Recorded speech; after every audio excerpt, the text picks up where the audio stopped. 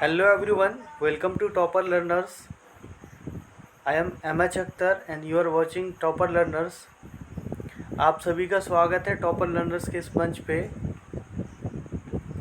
आज हम लोग NCERT जो आपका चैप्टर 9 NCERT के according force and laws of motion है, और फिज़िक्स जो आपका सेकेंड चैप्टर है मोशन के बाद force and laws of motion, उसका NCERT क्वेश्चन डिस्कस करने वाले हम लोग।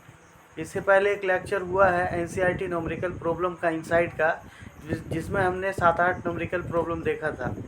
आज वाले लेक्चर में हम लोग NCERT एक्सरसाइज में जो क्वेश्चन गिवन है जिसका हमको लैंग्वेज में आंसर करना है उसको डिस्कस करेंगे। क्लियर?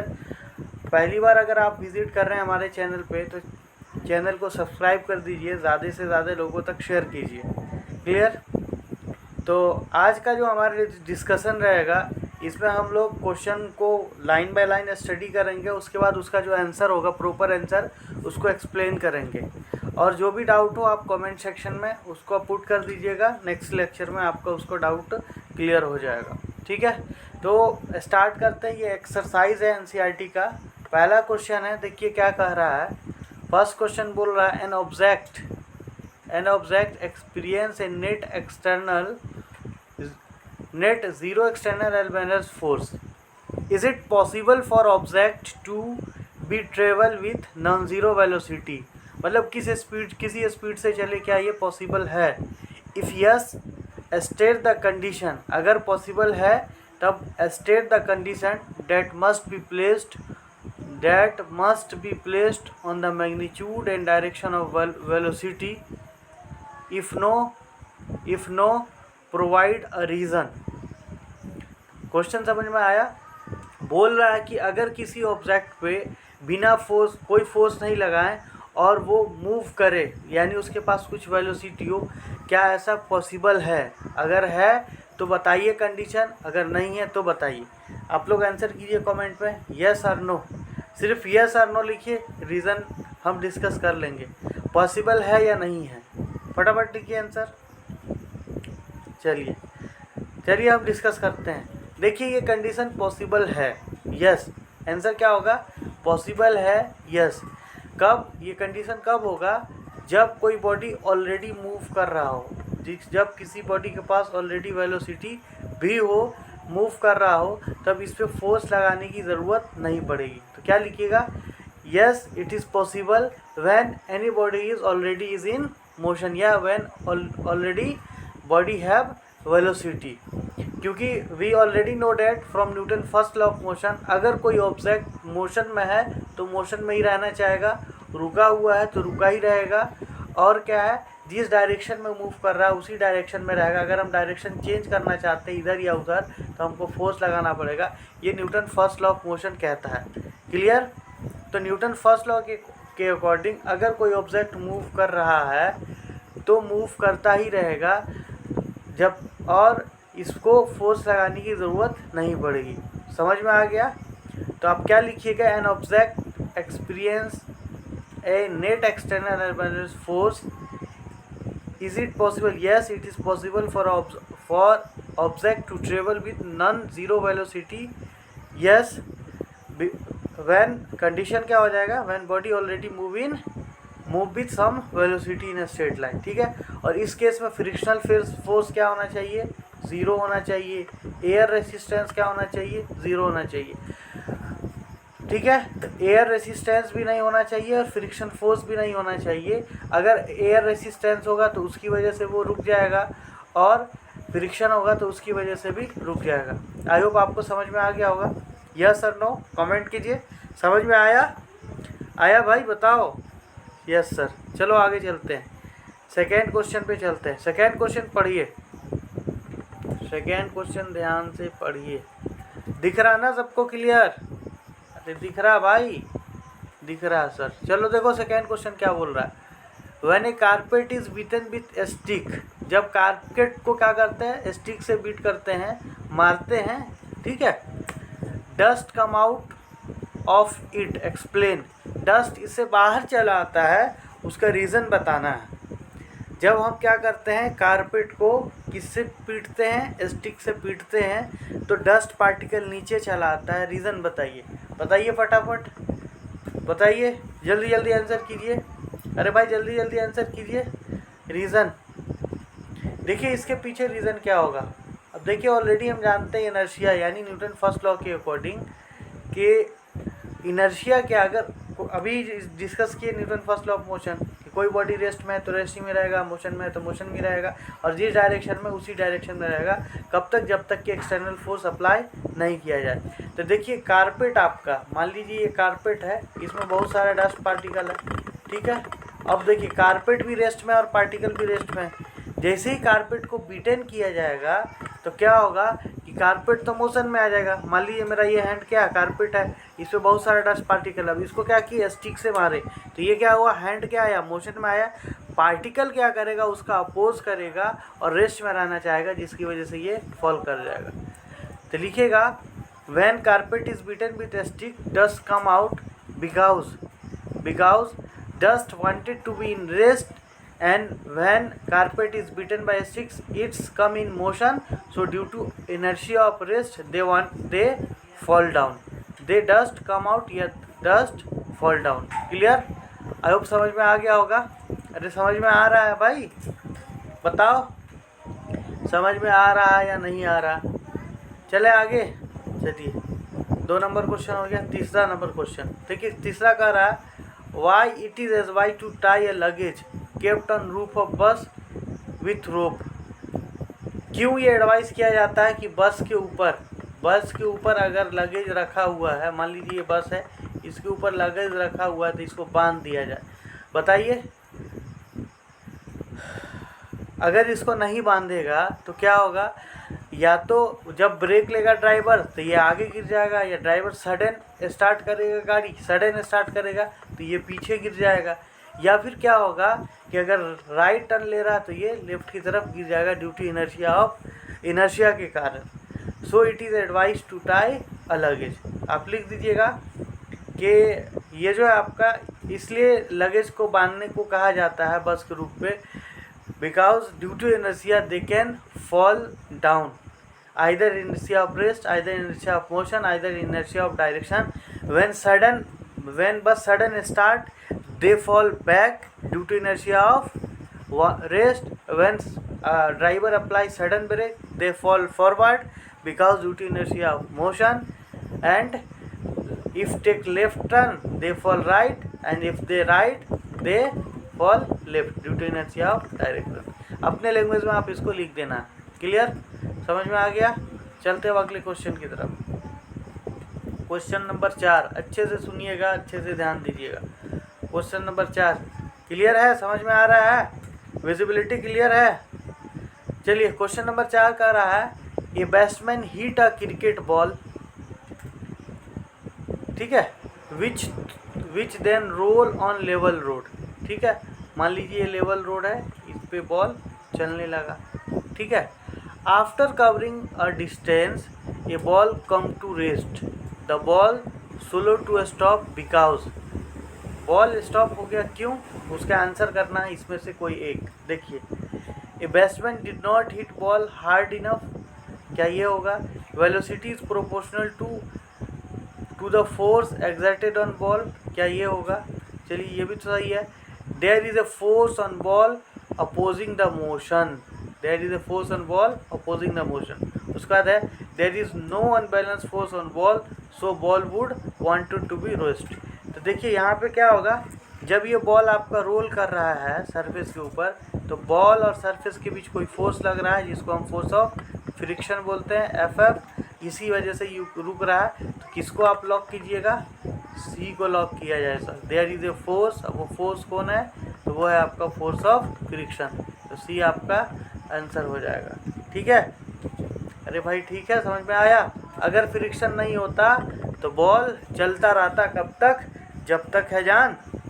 अरे जब तक है सांस कि जब तक है जान सर, जब तक इसको रोका नहीं जाता, जब तक फोर्स नहीं लगाया जाता तब तक रुक जाता है। अरे समझ में आ रहा है भाई, बताओ समझ में आ रहा है बाबू। चलो बढ़ते अगले क्वेश्चन की तरफ। ठीक है। ऑलरेडी ये वाला जो है 5 नंबर क्वेश्चन हम लोग कर चुके हैं, लेक्चर नंबर 7। इससे पहले वाले लेक्चर में 6 भी कर चुके हैं हम लोग, ठीक है। आज वाले लेक्चर में बस थेरी करेंगे, उसके बाद 7 भी हो चुका है, 7 नंबर क्वेश्चन भी कर चुके हैं, 8 नंबर भी कर चुके हैं हम लोग, है ना, 8 नंबर भी कर चुके हैं। चलिए अब बढ़ते हैं अगले क्वेश्चन की तरफ, क्वेश्चन नंबर 9। आप लोग हैं फाइन, करेंगे क्वेश्चन नंबर 9। देखिए क्वेश्चन नंबर 9 क्या कह रहा है, फटाफट इसका आंसर कीजिए। Question number 9, what is the momentum of an object of mass m moving with a velocity v। उस ऑब्जेक्ट का मोमेंटम क्या है जिसका मास m है और वेलोसिटी v के साथ कर रहा है। इसका कमेंट में जल्दी जल्दी आंसर कीजिए सब लोग, फटाफट कीजिए आंसर। एकदम हलवा क्वेश्चन है, कोई जान ही नहीं है इसमें। अरे भाई कीजिए आंसर जल्दी जल्दी, अरे कीजिए, 2-4 लोग का ही आ रहा है, फटाफट कीजिए। चलिए ए नंबर कौन सा हो जाएगा, डी नंबर। चलिए बहुत सारा, बहुत good, very good, D number हो जाएगा। P बराबर क्या होता है, m इंटू वी। P बराबर मास इंटू वेलोसिटी, हम लोग ऑलरेडी पढ़े हुए हैं। P बराबर क्या होता है, m into v, mass into velocity, ठीक है। अब नेक्स्ट क्वेश्चन की तरफ चलते हैं हम लोग। 11 नंबर क्वेश्चन ऑलरेडी, अब देखिए 10 नंबर देख ही लीजिए। 10 नंबर क्वेश्चन कर रहे हैं, using a horizontal force of 200 newton, ठीक है। हॉरिजॉन्टल फोर्स ये हो गया 200 न्यूटन, ठीक है। We intend to move wooden cabinet across floor, ये वुडन कैबिनेट है, अक्रॉस फ्लोर 200 न्यूटन लगा रहे हैं, फ्लोर एक कांस्टेंट वेलोसिटी के साथ। What is the friction force that will be exerted on the cabinet. F R क्या होगा, ये सरफेस है मान लीजिए, तो 200 न्यूटन से खींच रहे हैं, तो फोर्स ऑफ फ्रिक्शन क्या होगा, एफ क्या होगा, फोर्स ऑफ फ्रिक्शन क्या होगा, बताइए फटाफट आंसर कीजिए जल्दी जल्दी। तो क्या होगा भाई, कीजिए। हाँ देखिए, न्यूटन थर्ड लॉ के according every action there is equal and opposite reaction. तो ये क्या हो गया, एक्शन हो गया, और ये फ्रिक्शन फोर्स आपका रिएक्शन हो गया। अब कितना होगा बताइए, तो 200 अगर एक्शन है तो रिएक्शन भी 200 होगा, बट इन अपोजिट डायरेक्शन, तो -200 हो जाएगा। आंसर कितना हो जाएगा, -200 Newton, because action and reaction बराबर होता है, because action and reaction equal होता है। किसके अकॉर्डिंग, थर्ड लॉ के अकॉर्डिंग, थर्ड लॉ से, ठीक है, समझ गया। चलते हैं अगले क्वेश्चन की तरफ, क्वेश्चन नंबर 11। ये वाला भी ऑलरेडी हम लोग कर चुके हैं, न्यूमेरिकल प्रॉब्लम, क्वेश्चन नंबर 11। नहीं अगर आप देखें तो इससे पहले वाला लेक्चर देखिए, लेक्चर 7 के नाम से होगा, थंबनेल पे डाला होगा लेक्चर 7, NCERT न्यूमेरिकल प्रॉब्लम के नाम से होगा, उसको देखिए, ठीक है। लिंक गिवन है, देख लीजिए, प्ले लिस्ट का लिंक गिवन है, वहाँ से देख लीजिए, या यहाँ पर आपको इस तरीके का कार्ड दिखेगा, उस पर भी आप क्लिक कीजिएगा तो वहाँ से भी आपको लिंक मिल जाएगा, या फिर ये जब लेक्चर ख़त्म होगा तो इसके इंड स्क्रीन पे भी प्ले लिस्ट आता है, वहाँ से भी आप देख लीजिएगा, ठीक है। चलते अगले क्वेश्चन की तरफ, क्वेश्चन नंबर देखिए 12। अच्छा क्वेश्चन है, बहुत बढ़िया क्वेश्चन है, समझिए। NCERT का एक एक क्वेश्चन करना है, बहुत कॉन्सेप्ट क्लियर होगा इससे। देखिए क्वेश्चन को पढ़ा जाए, बोल रहा है according to third law of motion when we push on an object the object push back on us. सही बात है, जब हम ऑब्जेक्ट को पुश करेंगे, मान लीजिए यही आपका बुक है ना, ये बुक है, इसको हम पुश कर रहे हैं तो इस हाथ से, तो ये बुक भी हमको पुश कर रहा है। या फिर आप मार के देखिए, जितना ज़ोर से आप मारिएगा, है ना, उतना ज़ोर से आपको चोट लगेगा, तो पुश बैक कर रहा with an equal and opposite force, बिल्कुल। If the object is massive, massive truck को मान लीजिए ये है, बड़ा ट्रक हो जाए, ठीक है, मैसिव ट्रक हो, पार्क अलोंग रोड साइड में लगा हुआ है, it will probable not move, ठीक है। ए student justify this statement by answering that the two opposite and unequal force cancel each other, ठीक है। Comment on logic and explain why truck does not move. बोल रहा है कि इस logic पर आप कमेंट कीजिए और ट्रक क्यों नहीं मूव किया उसके बारे में आंसर कीजिए। बताइए आप लोग, जल्दी जल्दी आप लोग भी इसका आंसर कीजिए। अरे बताइए क्यों नहीं ट्रक मूव किया, बताइए भाई, आंसर कीजिए। देखिए ये जो है, फिर से आप इसको समझिए। बोल रहा है आपका क्वेश्चन जो बोल रहा है, according to third law of motion के according, when we push an object push back on us with an equal and opposite force, ठीक है। इफ ऑब्जेक्ट इज, बोल रहा है इक्वल अपोजिट फोर्स, हम जितना फोर्स लगाते हैं वो कैंसिल आउट कर देता है, ठीक है, कोई भी सिंपली ऑब्जेक्ट पे। तो बोल रहा है कि अगर वो ऑब्जेक्ट क्या मैसिव ट्रक हो, रोड साइड में लगा हो, तो will probable not move, force लगाएंगे तो मूव नहीं करेगा। Student justify this answering, a student justify this by answering that two opposite, जो आंसर किया वो बोला कि two opposite and equal force cancel to each other, दोनों opposite force cancel to each other. Comment on this logic and explain why truck does not move. वो जो बोला कि मान लीजिए ये ट्रक है और ट्रक पे हम फोर्स लगा रहे हैं, ठीक है, फोर्स इस तरफ, मान लीजिए इस तरफ हम खींच रहे हैं, ऐसे ले लीजिए, ये मान लीजिए बड़ा सा ट्रक है, दिख रहा सबको, इस पे फोर्स लगा रहा है, तो ये फ्रिक्शन फोर्स इधर लगेगा, फ्रिक्शनल फोर्स जो है किधर लगेगा, फ्रिक्शनल फोर्स इस डायरेक्शन में, मान लीजिए ये एफ है और ये लड़का का लगा रहा है, फोर्स ऑफ बॉय है, तो ये दोनों क्या कर रहा है, अपोज ये कर देगा, कैंसिल आउट कर देगा, ऐसा नहीं है, ठीक है। न्यूटन थर्ड लॉ का लॉजिक है, तो ये बच्चा का लॉजिक ठीक ही था, आपने लगाया दिमाग, लेकिन ये लॉजिक नहीं है, क्योंकि देखिए ट्रक जो है आपका बहुत बड़ा है, ठीक है, ट्रक बहुत बड़ा है, कैंसिल आउट कर देता, अगर उसके बराबर फोर्स लगता तब ना, ट्रक बहुत बड़ा है तो फ्रिक्शनल फोर्स क्या हो जाएगा, बहुत बड़ा होगा इस फोर्स से, तो इस वजह से ये जो फोर्स है बॉय का बहुत छोटा है, इसलिए ये मूव नहीं कर रहा। अपोज तो कर रहा है लेकिन कैंसिल आउट नहीं कर रहा। क्या कर रहा है, कैंसिल आउट नहीं कर रहा, कैंसिल आउट नहीं कर रहा। कैंसिल आउट तब होता है जब इक्वल एंड अपोजिट फोर्स होता है, तो ये जो फ्रिक्शन फोर्स है बहुत ज़्यादा हो जाएगा मास की वजह से, इसीलिए यहाँ पे आपका आंसर क्या हो जाएगा, लिखिएगा कि force on truck by the boy is very less so it not move, है ना, क्लियर। बढ़े अगले क्वेश्चन की तरफ, चलो अगला क्वेश्चन देखो, क्वेश्चन अगला देखो, ये सब न्यूमेरिकल प्रॉब्लम है, 15-16 न्यूमेरिकल है, 16 भी न्यूमेरिकल है, 17 देखो, 17 बड़ा सा क्वेश्चन है, बहुत बड़ा क्वेश्चन है, थोड़ा छोटा कर लेते हैं इसको, अब आ जाएगा पूरा।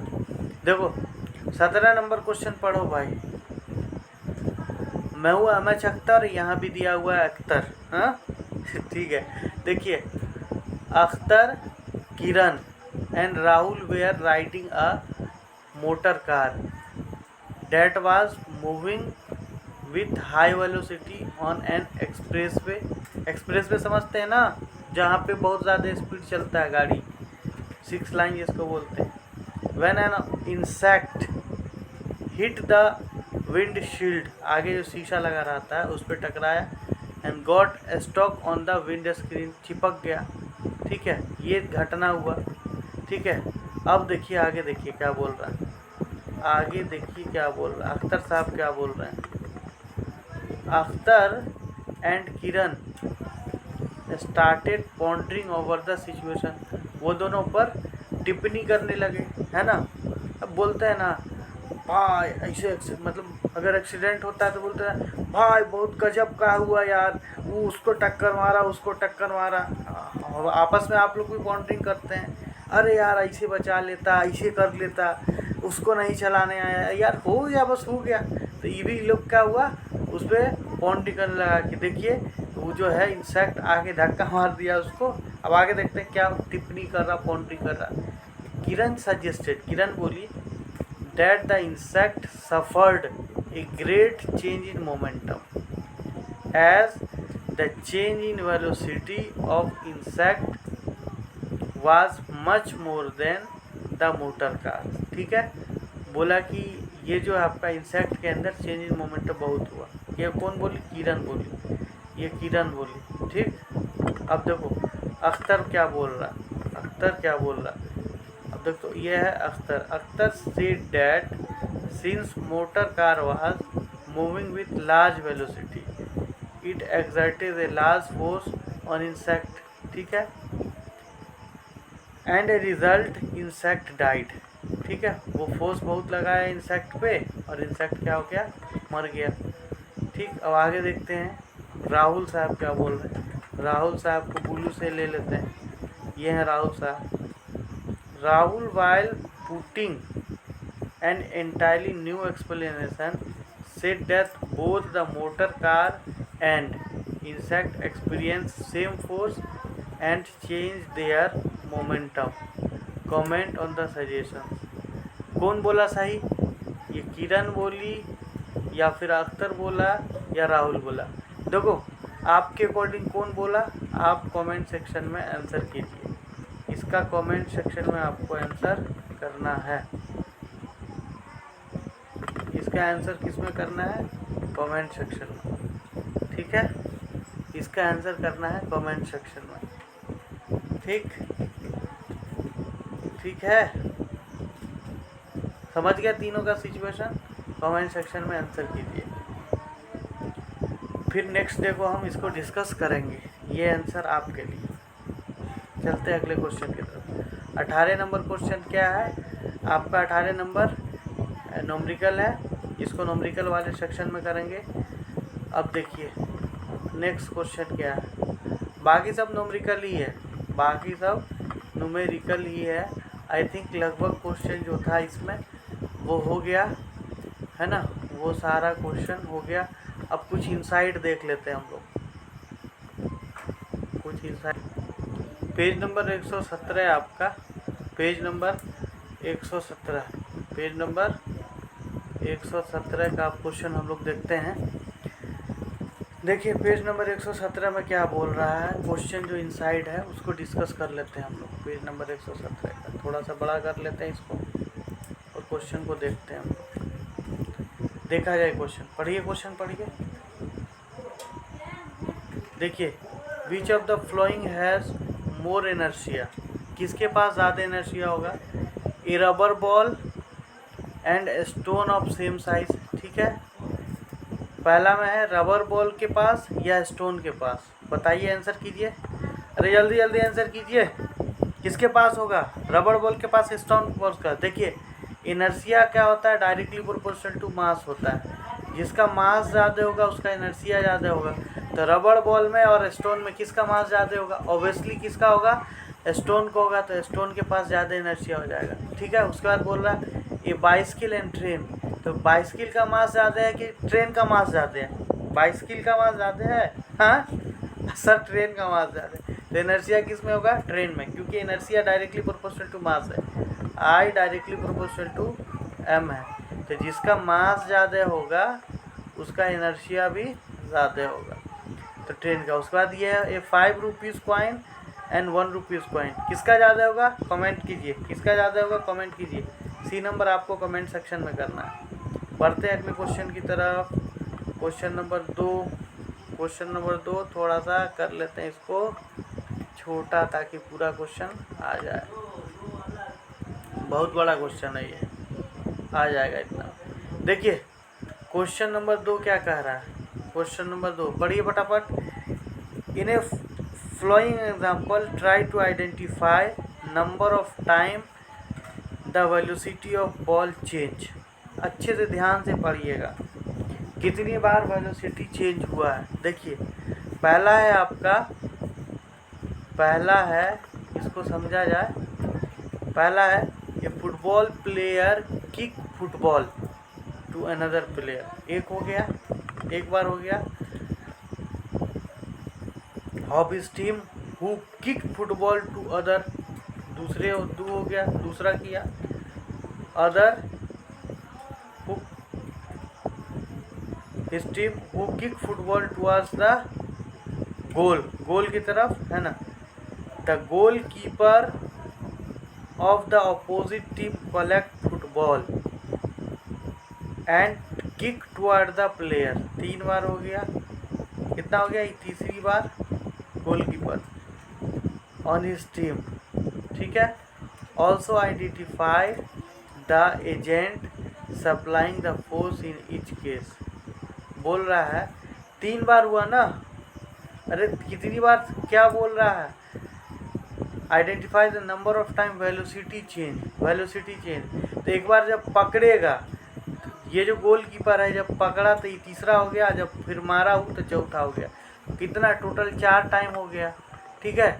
और यहाँ पे जो आपका जो पूछ रहा है फोर्स सप्लाई करने वाला, फोर्स सप्लाई करने वाला, also identify the agent supplying force in each case, कौन कर रहा है, तो player of the team. Agent कौन हो जाएगा, प्लेयर। एजेंट कौन हो जाएगा, प्लेयर। बोलिए समझ में आ रहा है, जल्दी जल्दी टाइप कीजिए आंसर,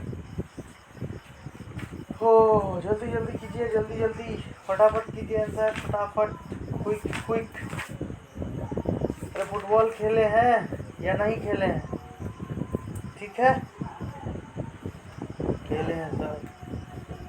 चलते हैं अगला क्वेश्चन की तरफ, अगले क्वेश्चन की तरफ चलते हैं, अगले पेज में देखिए।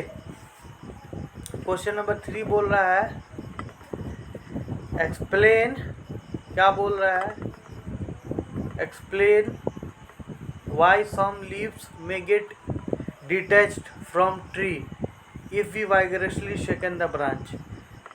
ये आपका पेड़ मान लीजिए, ठीक, उसका ब्रांच है, इसमें बहुत सारा पत्ता लगा हुआ, बहुत सारा पत्ता लगा हुआ। जब इसको जोर से हिलाएंगे, जोर से हिलाएंगे तो पत्ता गिरने लगेगा, पत्ता गिरने लगेगा। क्यों, क्योंकि जब जोर से हिलाएंगे तो ये जो ढाल है ये मोशन में आ जाएगा, पत्ता रेस्ट में रहना चाहेगा, तो due to inertia of rest they fall down. क्या लिखेगा, due to inertia of rest, inertia of rest leave want to be in rest and fall down, ठीक है। अरे ठीक है, समझ में आ रही है बात। चलो अगला क्वेश्चन की तरफ चलते हैं। अगला क्वेश्चन है 4 number question, why do you fall in forward direction when moving bus, brakes to stop and fall backward when accelerate. जब चलती हुई बस डायरेक्ट रोक दे तब आप आगे की तरफ झुक जाते हैं, और जब रुकी हुई बस डायरेक्ट चला दे, रुकी हुई बस डायरेक्ट चला दे तो आप पीछे की तरफ झुक जाते हैं। क्यों, ड्यू टू इनर्शिया। जब आगे की तरफ जा रहा है तो जब मोशन में है और रुक लिया तो इनर्शिया ऑफ मोशन का अपोज करने के चक्कर में, और जब रुका हुआ है तो इनर्शिया ऑफ रेस्ट के अपोज करने के चक्कर में, समझे। अरे ये तो इजी है, कुछ नहीं है 4 नंबर क्वेश्चन, ठीक है। चलते हैं आगे, नेक्स्ट पेज में देखते हैं आप कहाँ क्वेश्चन है। पेज नंबर 117 का हो गया, पेज नंबर 117 का हो गया। इसके बाद देखते हैं कहाँ है, इनसाइड। न्यूमेरिकल तो ऑलरेडी करना ही नहीं है, अभी न्यूमेरिकल करना ही नहीं है, न्यूमेरिकल अगले लेक्चर में करेंगे। आज सिर्फ हम लोग करेंगे क्वेश्चन आंसर, क्वेश्चन आंसर आज करेंगे, आज सिर्फ क्वेश्चन आंसर करेंगे। आगे देखते हैं और कहाँ है, रिक्वायर्ड वेलोसिटी से होगा रिलेटेड। कमेंट कीजिए फटाफट, समझ में आ रहा है या नहीं आ रहा है चीज़ें, डिस्कशन। अब देखिए यहाँ दिया हुआ क्वेश्चन, पेज नंबर कौन सा है, ये है आपका पेज नंबर 125 का, पेज नंबर 125, पेज नंबर 125। 2 ही क्वेश्चन डिस्कस करना है यहाँ पे, उसके बाद लेक्चर ओवर हो जाएगा। देखिए क्वेश्चन बोल रहा है थर्ड लॉ ऑफ मोशन से है, if action is always equal to reaction and horse pull the cart. तो हम जब न्यूटन थर्ड लॉ ऑफ कर रहे थे तभी बताए थे बिकॉज घोड़ा चना खाता है कि मकई खाता है कि सत्तू खाता है? बताइए, अरे बताइए भाई। देखिए मान लीजिए कार्ट है घोड़ा का, और ये आपके घोड़ा साहब है 4 टांग वाले, 1 2 3 4, ठीक। ये क्या करेंगे देख रहे, स्पेशल घोड़ा है, यूकैरियोटिक घोड़ा है ये, ठीक है। ये इसको खींचता है, रीज़न क्या है कि फोर्स ज़्यादा लगाता है, फ्रिक्शन फोर्स से ज़्यादा अगर लगा देगा तो ये उसको खींच लेगा आसानी से, फ्रिक्शन फोर्स को अपोज कर देगा और खींच लेगा। तो क्या लिखिएगा, because horse exert more force than force of friction so they can pull the cart, ठीक है। अगला क्वेश्चन है, explain why it is difficult for fireman to hold hose which eject large amount of water at high velocity. Fireman बताए थे जब Newton turn off motion कर रहे थे हम लोग, उसी में आपको बताए थे कि फायर ब्रिगेडियर जो होता है, जो आग बुझाता है, उससे पाइप से लार्ज अमाउंट ऑफ वाटर निकलता है। जब आगे की तरफ लार्ज अमाउंट ऑफ वाटर निकलेगा तो इसके पास वेलोसिटी होगा, और एक्शन और रिएक्शन इक्वल होने के कारण फोर्स यानी मोशन कॉज फोर्स, तो ये आगे की तरफ फोर्स लगाएगा, उसका जो रिएक्शन होगा पीछे की तरफ होगा, जिसके कारण वो टफ हो जाएगा होल्ड करना। लिखिएगा, because when water eject in large amount they possess more velocity and velocity cause force, and due to reaction of that force it is tough to handle by fireman, ठीक है। I hope समझ में आया होगा, आपको समझ में आया होगा। तो बस आज इतना ही, आपका चैप्टर का और इनसाइट का जितना क्वेश्चन था वो सब कंप्लीट हो गया। जो भी डाउट हो आप कमेंट सेक्शन में कीजिए, हम लोग फिर उसको मिलके निपटाएंगे। तब तक के लिए टाटा बाय बाय, सब्सक्राइब और लाइक कर दीजिए, है ना। नेक्स्ट लेक्चर में हम लोग न्यूमेरिकल प्रॉब्लम जो बचा हुआ है वो सब देखेंगे, और आप ट्राई कीजिए न्यूमेरिकल और कमेंट कीजिए कौन कौन सा करना है ना। लगभग कर लिए हैं, और जो आप चाहते हैं उसको कमेंट कीजिए, उसको फिर कर दिया जाएगा, ठीक है। मिलते हैं नेक्स्ट लेक्चर में, ओके बाय बाय।